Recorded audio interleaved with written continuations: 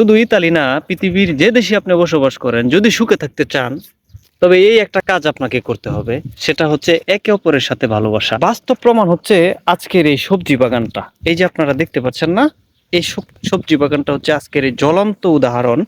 এই যে আপনারা আমার সামনে যে সবজিগুলো দেখতে পাচ্ছেন, মাশাআল্লাহ, দেখতে পাচ্ছেন না? এটাকে কি বলে? এটাকে হচ্ছে মিষ্টি লাউয়ের একটা আপডেট ভার্সন আর কি। আমি বা এটার নাম জানি না। যাই হোক, যে এটা হচ্ছে আমাদের বাসাটা। আমরা এই বাসাতেই থাকি ইতালিতে। মূল বিষয়টা হচ্ছে একজন ইতালিয়ান আমাদেরকে কতটা ভালোবাসার পরে এই যে এরকম একটা জায়গা আলাদাভাবে আমরা যেন সবজি চাষাবাদ করে সারা বছর খাইতে পারি।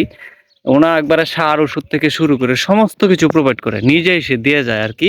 ওনা একজন কোম্পানির মালিক, ওনার সাথে যে আমাদের বন্ডিং, আমাদের একটা ভালোবাসার সৃষ্টি হয়েছে, এই কারণে ওনা করে। ওনা চিন্তা করে যে এরা যদি এখানে থাকে, ওই যে আমাদের কোম্পানির গোডাউন, এখানে কোটি কোটি টাকার ম্যাটেরিয়ালস আছে, অর্থাৎ যে মেশিনারিজ আছে। আমরা যেহেতু যে বাসাটায় থাকি, আমাদের দ্বারা কিন্তু সে উপকৃত হয়। সে আমাদের পিছনে এমনিতে ইনভেস্ট করে না, সে আমাদের কাছে কিছু পায় বিদায় সে আমাদেরকেও দেয়। তাই আমি বলবো যে আপনি পৃথিবীর যে দেশেই থাকেন, অন্তত মানুষের সাথে একটা বন্ডিং তৈরি করবেন, একটা ভালোবাসা সৃষ্টি করবেন সবার সাথে। আপনার কাছ থেকে যদি কেউ কিছু পায়, নিঃসন্দেহে ধরে রাখেন সে আপনাকে কিছু দিতে সবসময় প্রস্তুত থাকবে। অর্থাৎ গিভ অ্যান্ড টেক। আপনি যখন কাউকে কিছু দিবেন, সেও আপনাকে কিছু দিবে। মনে রাখবেন, এমনিতে এমনিতে কেউ কাউকে কিছু দেয় না। ঠিক আছে?